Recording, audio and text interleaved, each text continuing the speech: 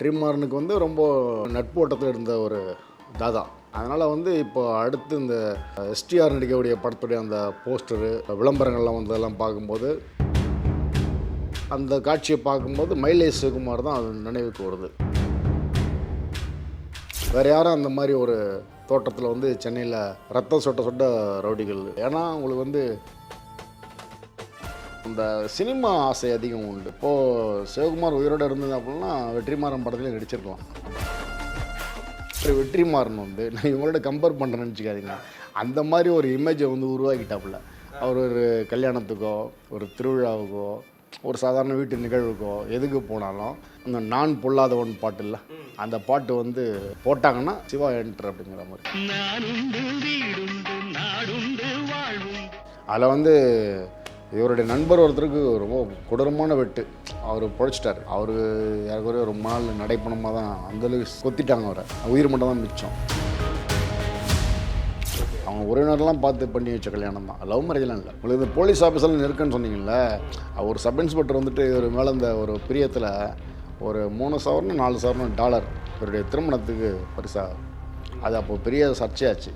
எனக்கு நீங்கள் சொல்லும் போது எல்லாமே எனக்கு வட சென்னையில் வர அமீர் ராஜன் கேரக்டர் தான் எனக்கு வருது. ஒருவேளை இவர் இன்ஸ்பயர் ஆகி சில படங்கள் அப்படியே ஒப்பார் போல் மேலோட்டமாக அவருடைய கதைகளை.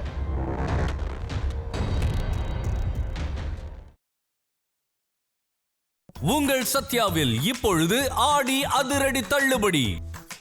Periyar Maniamai Institute of Science and Technology, Tanjavur. ECE with specialization in AI and ML, IoT, robotics and industrial automation. Shobha, the family shop. ஆடி கொண்டாட்டம் 10 முதல் 50% வரை தள்ளுபடி. OMR காரப்பாக்கம், திருவான்மியூர், முகப்பேர். வணக்கம் சார். வணக்கம் ராகுல் சார், நல்லா இருக்கீங்களா? நல்லா இருக்கேன் சார், நீங்கள் எப்படி இருக்கீங்க? ஓகே சார், இப்போது அரசன் படம் இருக்கு இல்லையா, எஸ்டிஆர் அவர்கள் நடிக்கிறாரு, வெற்றிமாறன் அவர்கள். அந்த படம் அனௌன்ஸ்மெண்ட்டில் இருந்தே இந்த படம் எந்த ஒரு ரவுடியை பற்றின கதை, எந்த ரவுடியை பற்றின வரலாற்று கதை அப்படின்ற மாதிரி கேட்டுகிட்டே இருக்காங்க. ஸோ அது வந்து நிறைய பேர் மயிலை சிவகுமாரோடைய கதையை தான் எடுத்திருக்காங்க அப்படின்ற மாதிரி சொல்கிறாங்க. ஏன்னா அது வந்து அவர் வந்து வெற்றிமாறன் அவர்களுடைய க்ளோஸ் ஃப்ரெண்ட் அப்படிங்கிறதுனாலையும் அந்த ரூமர்ஸ் பரவிட்டு இருக்கு. எந்த அளவுக்கு சார் உண்மை இது? இல்லை, அது படம் வந்த பிறகு தான் நம்ம வந்து உறுதியாக சொல்ல முடியும். ஏன்னா பெரும்பாலான படப்பிடிப்பு வந்து கோவில்பட்டிய பக்கம் நடந்திருக்கு. ஆனால் உங்களுக்கு முதல்ல பார்த்தீங்கன்னா உங்களுக்கு வந்து வடசென்னை படம் பண்ணார் இல்லையா வெற்றிமாறன், அப்போ வந்து நிறைய வந்து மயிலாப்பூர் ஏரியா தான் படப்பிடிப்புக்கான இடமாவே இருந்தது. அதுக்கு கிட்டத்தட்ட ஒரு 3 மாத காலம் மயிலாப்பூரில் இருந்து அவர் ஸ்டடி பண்ணியிருக்காரு. அங்கே இருக்கக்கூடிய மக்களே சொல்லக்கூடிய விஷயந்தான் அது. வெற்றிமாறனுக்கு வந்து ரொம்ப நட்பு ஓட்டத்தில் இருந்த ஒரு தாதா. அதனால் வந்து இப்போ அடுத்து இந்த எஸ்டிஆர் நடிக்கக்கூடிய படத்துடைய அந்த போஸ்டரு மற்ற அந்த விளம்பரங்கள்லாம் வந்ததெல்லாம் பார்க்கும்போது அந்த தோற்றம், ஒரு முகத்துலேருந்து அப்படியே ரத்தம் ஒழுக எஸ்டிஆர் வரா மாதிரி, அந்த மாதிரி ஒரு அந்த அந்த காட்சியை பார்க்கும்போது மயிலை சிவகுமார் தான் அது நினைவுக்கு வருது. வேறு யாரும் அந்த மாதிரி ஒரு தோட்டத்தில் வந்து சென்னையில் ரத்தம் சொட்ட சொட்ட ரவுடிகள் இருந்தில்லை. ஏன்னா உங்களுக்கு வந்து மயிலை சிவகுமார் முதல் முறையாக வந்து வெட்டுப்படும் போது இறந்துட்டார் சொல்லிட்டு தான் போனது. 40 வெட்டு மொத்தம். முகமே வந்து மயிலை சிவகுமாருடைய ஃபோட்டோஸ்லாம் நீங்கள் அந்த அவருடைய வீடியோஸ்லாம் பார்த்தீங்கன்னா தெரியும் உங்களுக்கு, செதைச்சி வச்சுருப்பாங்க, கொடூரமாக இருக்கும். அந்த மாதிரி வெட்டுப்பட்டு பிழைச்சாள். அப்போ அந்த வெட்டுப்பட்டு கோவம் மாதிரி அந்த கிணல்ங்க நம்ம சிலேட்டர்புரம் மயிலாப்பூர் அந்த பகுதியில், அங்கே சண்முக பிள்ளை தெரு தான் அவர் வாழ்விடம். சிலேட்டர்புரம் தான் அந்த அட்டின்னு சொல்லுவாங்க, அந்த அவங்களுடைய டீமெல்லாம் உட்கார்ற இடம். அந்த இடத்துல இருக்கக்கூடிய கிணலில் தான் தூக்கி போட்டு போனது பெரிய மகேஷ்னு ஒரு கேரக்டர். அவருக்குள்ள என்னென்னா அது ஒரு சின்ன ஒரு கதை ஒன்று. ஏன்னா அவர் வந்து பூர்வீகம் வந்து திண்டிவனம் பக்கத்தில் இருக்கக்கூடிய சூனாம்பேடு. யாருக்கு? மயிலை சிவகுமார். திண்டிவனம் பக்கத்தில் சூனாம்பேடுன்ற ஒரு ஏரியா. அங்கேருந்து தான் இங்கே சென்னைக்கு வர்றது, அவங்க அக்கா வீட்டுக்கு வர்றது, அதாவது ஏதாவது வேலை பார்த்து பழகலாம் அப்படின்னு சொல்லிட்டு. ரவுடி அப்படின்ற மாதிரி ரவுடிசம் பண்ணுன்ற மாதிரிலாம் வரல. ஒரு 16 வயசு பையனாக வந்து சென்னைக்கு வர்றது. அதுக்கு முன்னாடி பார்த்தீங்கன்னா பக்கா மயிலாப்பூர் தான் அவர், அப்படி தான் சொல்லணும். ஏன்னா பிறந்தது வந்து இங்கே அன்னை கஸ்தூரிபாய் காந்தி மருத்துவமனை, கோஸ் ஹாஸ்பிட்டல் சொல்கிறோம் இல்லையா, ட்ரிப்ளிகேனி, அதில் தான் பிறந்தது. 6வது வரைக்கும் அங்கே இருக்கக்கூடிய கார்ப்பரேஷன் பள்ளியில் தான் படித்தது. 6வது படித்து முடித்த பிறகு ஊருக்கு போயிடுறாப்புல, எங்கள் சூனாம்பேடு திண்டிவனம் பக்கத்தில். அங்கே இருந்துட்டு ஒரு 2 வருஷம் 3 வருஷம் தான் அங்கே இருந்தது. அதுக்கு பிறகு வந்துட்டு அவங்க அம்மா அப்பா வந்து கொஞ்சம் வசதி இருக்கக்கூடிய குடும்பம். இங்கே மயிலாப்பூர் சென்னைக்கு வந்தாச்சுன்னா அவங்க அக்கா இருக்காங்க பார்த்துப்பாங்க, ஏதாவது வேலைக்கு சேர்த்து விட்ருவாங்க அப்படின்னு தான் இங்கே வந்தது. இங்கே வந்து கொஞ்ச நாள்லேயே வந்து கொஞ்சம் ஆள் துருத்துருன்னு இருக்கிற கேரக்டரு. 2-3 பேரை அடித்து லோக்கலில் சின்ன சின்ன கேஸ்லாம் ஆகி அப்படியே சண்டை கேஸ் மாதிரி போயிட்டுருக்கு. மயிலாப்பூர் ஸ்டேஷன்லேயே கேஸ் ரிஜிஸ்டரு. இந்த நேரத்தில் தான் வந்து உங்களுக்கு பெரிய மகேஷ்னு ஒரு டான் மாதிரி இங்கே எப்படி அயோத்தி வீரமணி அந்த அளவுக்கு அயோத்தி வீரமணிக்கு ஆப்போசிட் குரூப்பு பெரிய மகேஷ். அந்த குரூப்பில் வந்து பெரிய மகேஷ் வந்து எவ்வளோ முடியுதோ அந்த அளவுக்கு வந்து ஒரு பவர்ஃபுல்லான ஒரு கேரக்டராக பல வழக்குகள் கொலை கொள்ளை ஆட்கடத்தல் அந்த மாதிரிலாம். அந்த பெரிய மகேஷுடைய அக்கா, அந்த அக்காவுக்கும் இவங்க மைலேஷ் சிவகுமாருடைய உறவில் இருக்கக்கூடிய ஆளுங்களுக்கு வந்து கொடுக்கல் வாங்கலில் ஒரு சின்ன தகராறு. அப்போ அந்த லேடி வந்து இவங்களை ஏதோ திட்ட போய் கொஞ்சம் பெரிய சண்டை மாறிட்டு கைகலப்பாயிடுது. அப்போது மைலேஷ் சிவகுமார் வந்து அவங்கள ஏதோ திட்டிடுறாருன்ற தகவல், அடித்தாரோட இல்லை திட்டிடுறாருன்னு தகவல். அப்போ அந்த அம்மா வந்து அட்டெம்ப்ட் சூசைடு, அது காப்பாற்றிடுறாங்க. அது வந்து விஷயம் வந்து இவருக்கு பெரிய மகேஷுக்கு பெரிய பிரச்சனை ஆகிட்டு, நம்ம இருக்கிற இடத்துல டானாக இருக்கிற இடத்துல நம்ம அக்கா வந்து ஒரு சாதாரண ஒரு பையன் ஊரை விட்டு வந்தவன் இந்த மாதிரி பண்ணிட்டான்னு சொல்லிட்டு தான் ஒரு டீம் ரெடி பண்ணி செதைச்சி கொண்டு போய்ட்டு கிணலில் போடுறாப்புல. அதுக்கு பிறகு அதுலேருந்து மீண்டு வந்த பிறகு தான் மைலேஷ் சிவகுமாருக்கு இன்னொரு லைஃபு, இந்த ரவுடிசம் லைஃப்.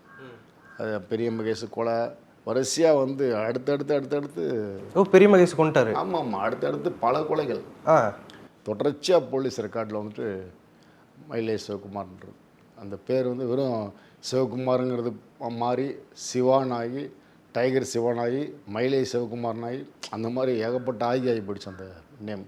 சார், இப்போது நான் ரீசெண்டாக வந்துட்டு ஒருத்தவங்களை இன்டர்வியூ எடுக்க போயிருந்தேன், மயிலாப்பூருக்கு போயிருந்தேன். வடச்சென்னையில் ஒரு பாட்டி நடிச்சிருப்பாங்கள்ல, அந்த குறி சொல்கிறவங்களா, அவங்கள போய் பார்த்துட்டு இன்டர்வியூ எடுக்க போயிருந்தேன். அப்போ அவங்க சொல்லியிருந்தாங்க, சிவகுமார் தம்பி தான் என்னை வந்து வெற்றிமாறன் சார்கிட்ட இன்ட்ரடியூஸ் பண்ணார், ரொம்ப நல்ல தம்பி அப்படின்ற மாதிரி சொன்னாங்க. வெளியில் வந்து பார்த்தாலும் அவருடைய ஃபோட்டோ அங்கங்கே நான் பார்த்தேன்.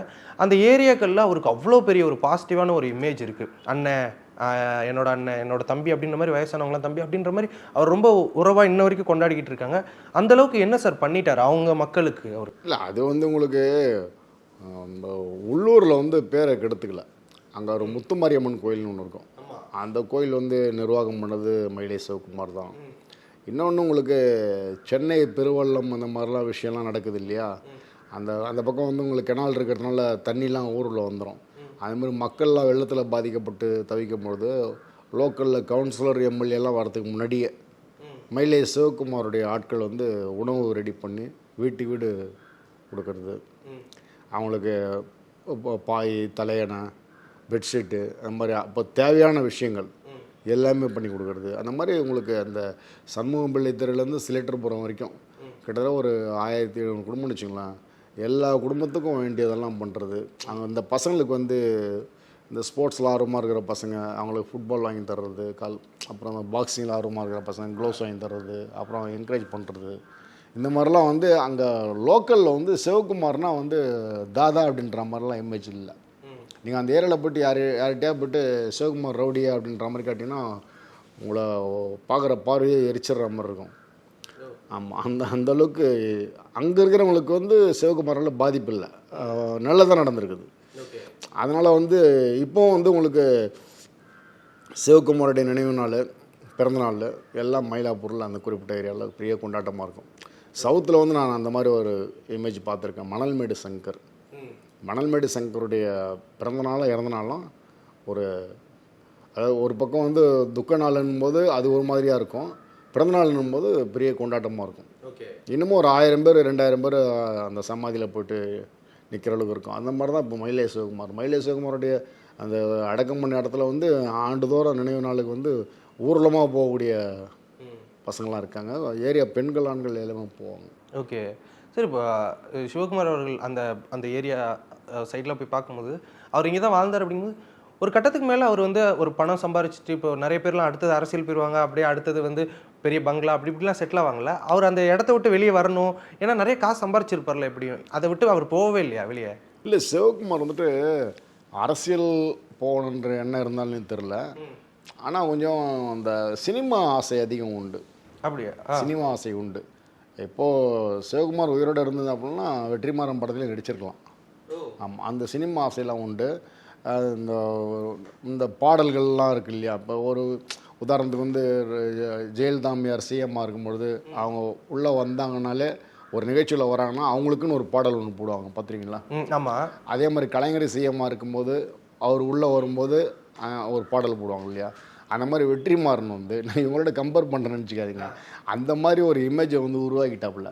அவர் ஒரு கல்யாணத்துக்கோ ஒரு திருவிழாவுக்கோ ஒரு சாதாரண வீட்டு நிகழ்வுக்கோ எதுக்கு போனாலும் இந்த நான் பொல்லாதவன் பாட்டு இல்லை, அந்த பாட்டு வந்து போட்டாங்கன்னா சிவா என்ட்ரு அப்படிங்கிற மாதிரி. ஓ, நான் அந்த மாதிரி வீடியோ கூட பார்த்துருக்கேன். அவர் அந்த கல்யாண வீட்டுக்குலாம் போய் டான்ஸ்லாம் ஆடிட்டு இருப்பார், ரொம்ப கேஷுவலாக எல்லாத்தோடையும் கோட் சூட்லாம் போட்டு. இப்போது சார் அவனுக்கார ஒரு இன்ஃப்ளூயன்ஸ் ஒரு இடத்துல நான் பார்த்தேன், அவரோட அந்த மேரேஜ் ஃபோட்டோ, அங்கே போலீஸ்லாம் வந்துட்டு நின்றுட்டு இருந்தாங்க. அப்போ அவருக்கு வந்து அந்தளவுக்கு இன்ஃப்ளூயன்ஸ் இருந்ததா சார்? பெரிய பெரிய ஆளுங்கள்லாம் திருமண வாழ்க்கையே வேணான்னு சொல்லிட்டு தான் இருந்த ஒரு கேரக்டரு. அங்கே உறவினர்லாம் பார்த்து சூர்யான்னு ஒரு பெண்ணை திருமணம் பண்ணி வச்சாங்க. இப்போ அந்த அம்மா வந்து ஊர் சொந்த ஊருக்கே போயிடுச்சுன்னு வச்சிங்களேன், இறந்த பிறகு பசங்களாம் இருந்தது. ரொம்ப குறுகிய காலம் தான் அந்த வாழ்க்கை. என்ன உங்களுக்கு 42 வயசு சிவகுமார் இறக்கும் பொழுது உங்களுக்கு அந்த மயிலை சிவா டெத்துங்கிறத தாண்டி அங்கே வந்து உங்களுக்கு போலீஸ் வந்து பெரிய சவாலாக தான் அந்த அந்த மயிலாப்பூர் ஏரியாவை பார்த்தாங்க. ஒரு குறிப்பிட்ட காலத்துக்கு பிறகு உங்களுக்கு டபுள் மர்டர் நடந்தது. ஆமாம், மயிலாப்பூரில். அது சிவகுமாருக்கு எதிர் குரூப்பு. அந்த குரூப் வந்து அங்கே இருந்துக்கிட்டே சின்ன சின்ன தொல்லைகள்லாம் கொடுத்துட்டு இருந்தாங்கன்னு சொல்லிட்டு ஓட்டை பிரித்து உள்ளே இறங்கி ஒரு அரை மணி நேரத்துக்கு முன்னாடி ஒருத்தன் மாட்ரு, அடுத்த அரை மணி நேரம் கழிச்சு இன்னொரு மாட்ரு, 2 பேர் பாடி முன்னாடியும் குத்தாட்டம் போட்டு. ஆமாம், அவ்வளோ கொடூரமான ஒரு கேரக்டர் தான் அந்த விஷயத்தில். அது அந்த மாதிரி நடந்த பிறகு யார் பண்ணாங்கன்றது போலீஸுக்கு நல்லா தெரியும். ஆனாலும் உங்களுக்கு வந்து பெரிய அளவில் சாட்சி இல்லை. அப்போ அந்த நேரத்தில் வந்துட்டு உங்களுக்கு ராஜசேகர்னு ஒரு இன்ஸ்பெக்டர் மயிலாப்பூர், அவர் வந்துட்டு ரொம்ப ஆர்வமான ஒரு போலீஸ் இன்ஸ்பெக்டர். என்னெல்லாம் அந்த சம்பவம் நல்ல ஞாபகத்தில் இருக்குது. அவரை வந்து கமிஷனர்லேருந்து ஜாயின்ட் கமிஷனர்லேருந்து கூப்பிட்டு என்ன இந்த மாதிரி நடந்துகிட்ருக்குது, அக்யூஸ்டை வந்து பிடிக்கிறது மட்டும் இல்லை, இது எங்கெங்கெல்லாம் நெட்வொர்க்கு போயிட்டுருக்கு அதெல்லாம் பார்த்து மொத்தமாக இதை வந்து முடித்தாதான் நான் மயிலாப்பூருங்கிற பேரே வந்து வேறு மாதிரி ரவுடிகளுடைய ஹெட் குவார்ட்டர் மாதிரி ஆயிடுச்சு, அதை மாற்றணும்னு சொல்லிட்டு ரொம்ப அவருக்கு போட்டு அழுத்தம். அவர் வந்துட்டு அப்புறம் வந்து அவனுக்கு மேலதிகாரி அடுத்த வாரத்தை என்னென்னா, நீங்கள் மற்ற வழக்கு கூட நீ பார்க்க வேண்டாம், அதுக்கு கிரைம் இன்ஸ்பெக்டர் இன்சார்ஜ் எடுத்து அவரோட பார்த்துக்கிட்டோம், நாங்கள் அது கூட சப்போர்ட் பண்ணுறோம், இந்த வழக்கை நீ முழுமையாக பாருன்னு சொன்னதான். அதே மயிலாப்பூரில் லெஸ் கார்னர் அந்த ரோட்டில் தான் E1 மயிலாப்பூர் போலீஸ் ஸ்டேஷன் இருக்குது. அங்கே வந்துட்டு அந்த ஸ்டேஷனில் இருந்துட்டு ஒரு 150 மீட்டரில் இருக்கக்கூடிய அந்த லெஸ்ஸு பிள்ளையார் கோயிலுக்கு பக்கத்தில் ஒரு லாட்ஜு, அந்த லாட்ஜில் அறையை எடுத்து அந்த இன்ஸ்பெக்டர் தங்கியிருந்து, அது வீட்டுக்கும் போகாமல் ஸ்டேஷனும் அவர் கண்ட்ரோல் இல்லை, வேறு ஒரு இன்ஸ்பெக்டர் இன்சார்ஜ் இங்கே உட்காந்துக்கிட்டு எல்லாமே ஃபோன் போட்டு மற்ற விஷயம் வர வச்சு போகிறது, இங்கேருந்து ரவுண்ட்ஸ் போகிறது வர்றது, அந்த டெக்னிக்கலாக என்னென்ன பண்ணுமோ அவ்வளோத்தையும் பண்ணி கிட்டத்தட்ட ஒரு வாரம் வீட்டுக்கும் போகாமல் இந்த ரிசர்ச்லேயே இருந்தார் இல்லையா. ஒரு கட்டத்தில் இறந்துட்டார் லாட்ஜில். யார் அந்த போலீஸ் ஆஃபீஸர்? அம்மா இன்ஸ்பெக்டர். ஓகே, இறந்துட்டார். அப்போ வந்து அவருக்கு அம்மா திருமணமாகி ஒரு கை குழந்தை தான் இருக்குது, ரொம்ப சின்ன வயசு தான் அந்த இன்ஸ்பெக்டர் இறந்துட்டார். அது தூக்கு ஹேங்கிங். ஆமாம், அது வந்து மர்மமான முறையில் இறந்துட்டாருன்ற மாதிரி அதை முடிச்சாங்கன்னு வச்சுங்களேன். அவர் என்ன பண்ணுறது சார் ரிசர்ச்னா?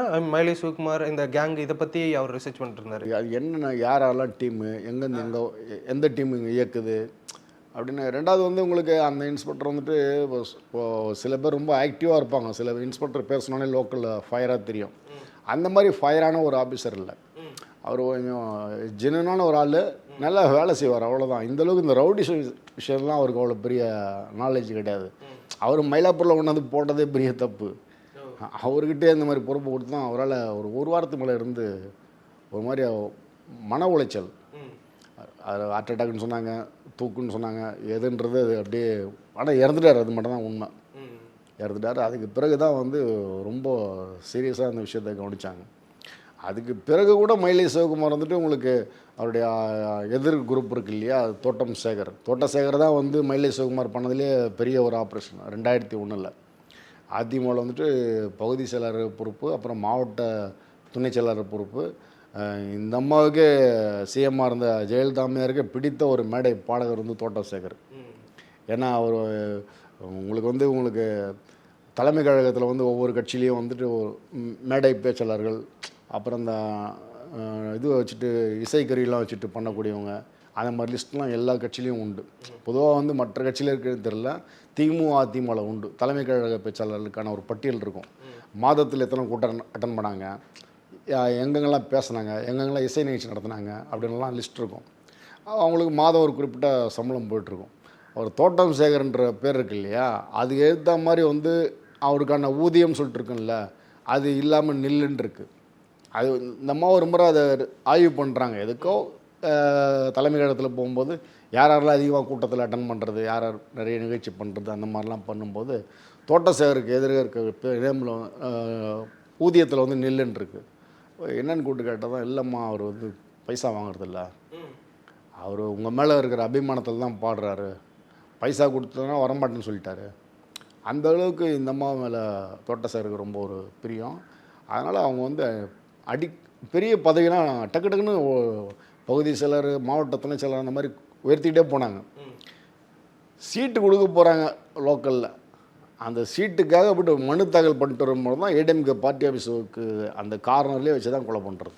ஓகே, மயிலை சிவகுமார் தான் அந்த டீம் தான் பண்ணுது 2001. அப்போது வந்து மலர்கொடி அவருடைய மனைவி, யார் தோட்டசேகர் மனைவி, அந்த மாதிரி அட்வொகேட். இப்போது ஒரு பையன் அழகுராஜான்னு சொல்லிட்டு இன்னொரு பையன் இருக்கான், 2 பேர் இருக்காங்க.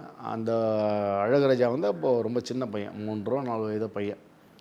அந்த அழகுராஜா வச்சே எல்லாரையும் முடி பண்ணுற மாதிரி அந்த அம்மா சபதம் போட்டதாக ஒரு தகவல் உண்டு. அதுக்கேற்ற மாதிரி உங்களுக்கு தோட்ட சேகருடைய கொலையில் சம்மந்தப்பட்ட எல்லாருமே 1 by 1 முடிச்சுட்டு கடைசியாக அதில் இருக்கக்கூடிய மெயின் ரோலாக இருந்த மயிலை சிவகுமாரும் இங்கே அசோக் நகர் போஸ்டல் காலனிக்கிட்ட ஒரு நண்பராக ஃபைனான்ஸ் கொடுக்குறவரோ அவர் பணம் தரணும். அந்த பணத்தை வாங்கிறதுக்காக தனியாக போகிறாப்புல. இருந்தாலும் வந்து நம்ம அண்ணனாச்சே, நம்ம தலையாச்சே, நைட்டில் தனியாக போகிறாரு அப்படின்னு சொல்லிட்டு பசங்க கூட போகிறானுங்க. எத்தனை பேர் சார் இருந்திருப்பாங்க அப்போ அந்த போகும்போது அவர் கூட? அதில் உங்களுக்கு அந்த ஆப்ரேஷன் வந்து உங்களுக்கு A1 போலீஸ் ரெக்கார்டில் வந்தது மலர்கொடியோட பையன் அழகுராஜா. அப்புறம் வந்து மதுரை பாலான்னு அவன் பேர் தான் மதுரை பாலா, சென்னை பலாவரத்தை சேர்ந்தவன் தான். அப்புறம் மதுரையில் போய் செட்டில் ஆகிட்டான், அப்படி இருந்தவன். அவனுக்கு இங்கே அரும்பாக்கத்தில் வந்து ஒரு கேரக்டர், அவன் வந்து இவன்கிட்ட சேர்த்து விட்றான். யார் தோட்ட சேகர் பையன் அழகுராஜாட்ட சேர்த்து விட்றான். எங்கள் அழகுராஜாவுக்கு தான் ஆள் தேவை, ஒரு பெரிய ஆப்ரேஷன் பண்ண போகிறான், அதனால் கூட இருந்து பார்த்துக்க அப்படின்னு இவன் சேர்த்து விட்றான். இல்லைங்களா, சேர்த்து விட்டால் தான் இங்கே வந்து சேர்ந்து இவங்கெல்லாம் இருந்து பிளான் பண்ணி தான் பண்ணுறது. உங்களுக்கு போஸ்டல் காலனியில் போய்ட்டு ஒரு முதல் மாடியாக 2வது மாடியாக போய்ட்டு அந்த நண்பர்கிட்ட போய்ட்டு பணம் வாங்கிறதுக்காக பேச்சுவார்த்தை பண்ணி பணம் வாங்குறதுக்காக தான் போனது. பிளானே அதுதான்.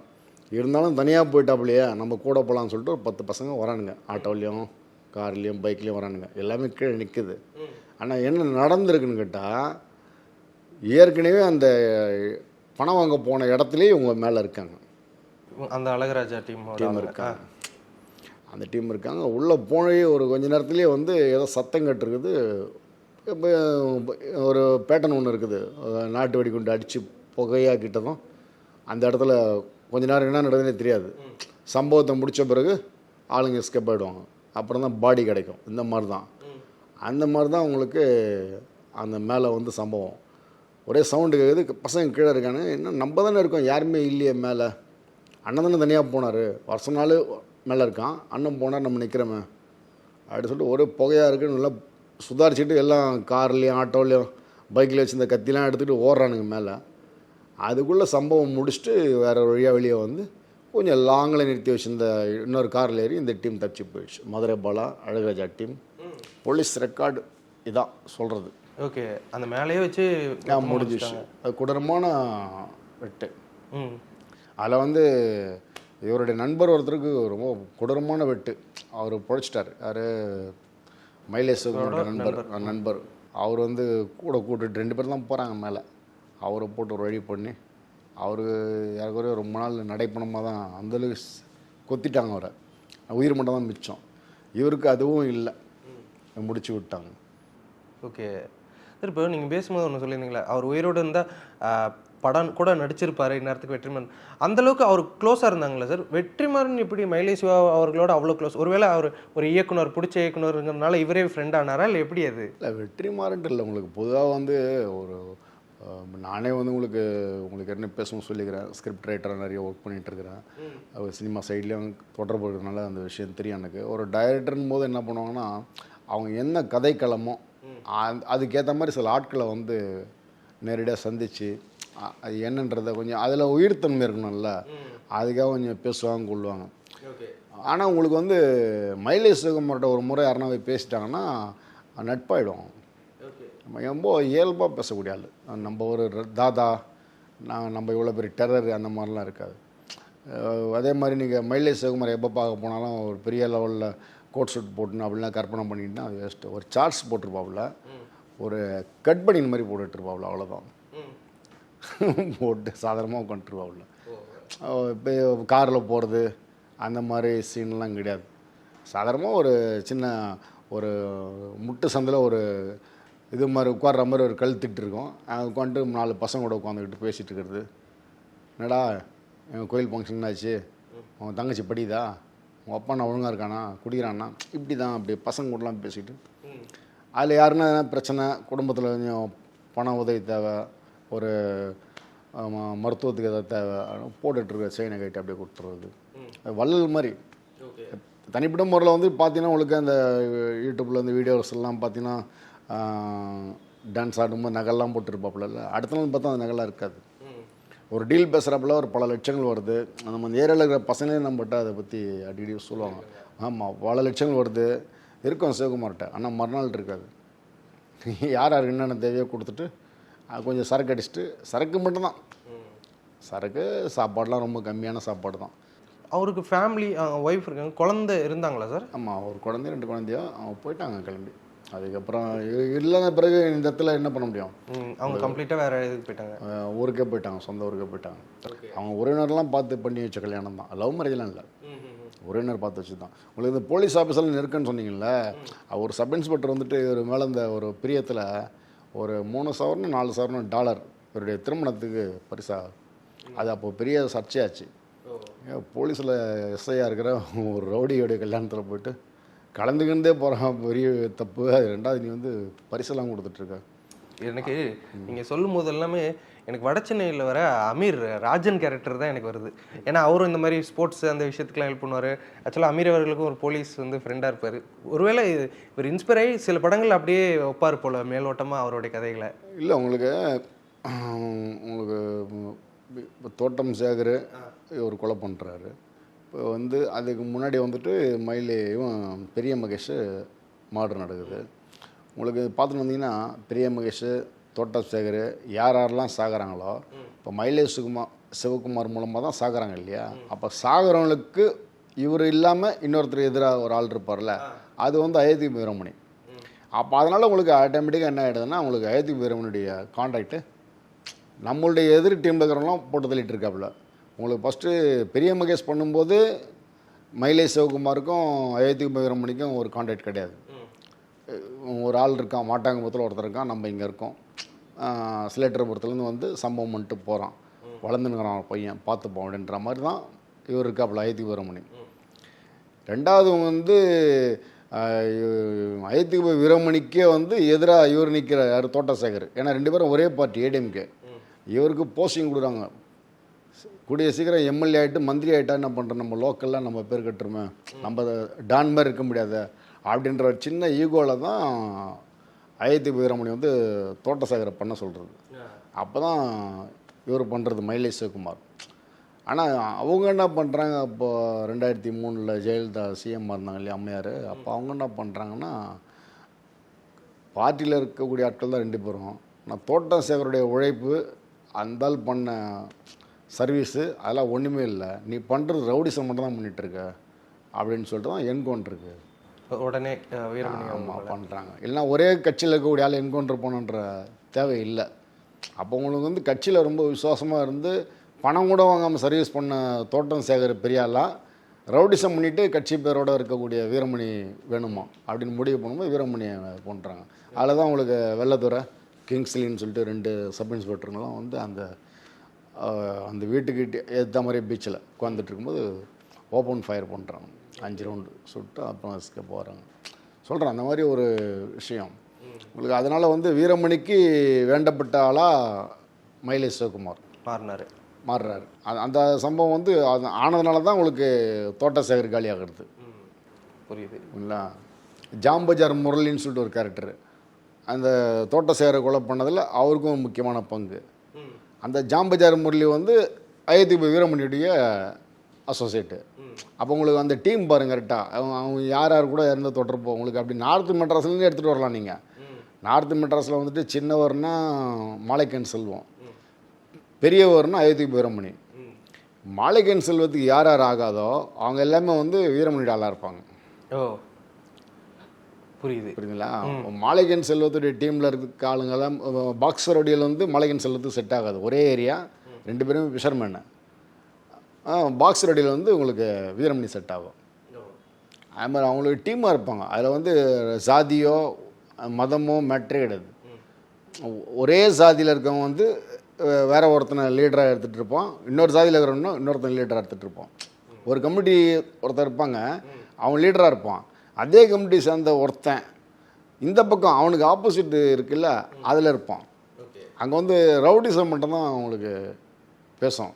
கேஸுக்காரன்னு வாங்க, ஏன் கேஸுக்காரன் அப்படின்னு பிரிச்சுப்பாங்க. அப்போ உங்களுக்கு வந்து அந்த உதாரணத்துக்கு பாருங்கள், உங்களுக்கு மலைக்கன் செல்வமும் இவரும் பாக்ஸர் ஒடியிலும் ஒரே ஏரியா ஒரே சமுதாயம். ஆனால் பாக்ஸர் ஒடியில் வந்து மலைக்கன் செல்வத்துக்கு செட் ஆகாது, ஆகவே ஆகாது. அவர் ஸ்ட்ரெயிட்டாக வீரமணி இவர்கிட்ட தான் தொடர்பு. நம்ம இந்த டீமு அயோத்திபு வீரமணி அந்த டீமோட தொடர்பு, அப்படி ஒரு டீம் தனியாக வரும். சார் நிறைய விஷயங்கள் பகிர்ந்துக்கிட்டீங்க. எனக்கு என்னென்னா இப்போ படம் வந்தால் தான் தெரியும். இப்போ நீங்கள் சொல்ல அதை எல்லாத்தையும் உட்காந்து நான் கம்பேர் பண்ணி தான் இதுக்கப்புறம் போய் படம் போய் பார்ப்போனா அப்படின்ற மாதிரி இல்லை. அவரே உங்களுக்கு ஒரு முறை நேர்காணலில் சொல்லியிருந்தார் வெற்றிமாறனை. சிவகுமாரோட மயிலை சிவகுமார் பேசும்போது அவர்கிட்ட இருந்த தரவுகள் இருக்குல்ல, ஆமாம், அதுவே வந்து எத்தனோ படம் எடுக்கலாம். தென் அவரே வந்து ஒரு ஸ்க்ரீன் பிளே ரைட்டர் மாதிரி தான் பேசுவார், டேரக்டர் மாதிரி அப்படின்ற மாதிரி சொல்லியிருந்தாரு. கண்டிப்பாக சார் பொறுத்திருந்து பார்ப்போம். உங்களோட நேரத்திற்கும் கருத்திற்கும் ரொம்ப நன்றி. நன்றி. உங்கள் சத்யாவில் இப்பொழுது ஆடி அதிரடி தள்ளுபடி. Periyar Maniamai Institute of Science and Technology, Tanjavur. ECE with specialization in AI and ML, IoT, robotics and industrial automation. Shobha the family shop Aadi கொண்டாட்டம் 10 முதல் 50% வரை தள்ளுபடி. OMR காரப்பாக்கம் திருவான்மியூர் முகப்பேர்.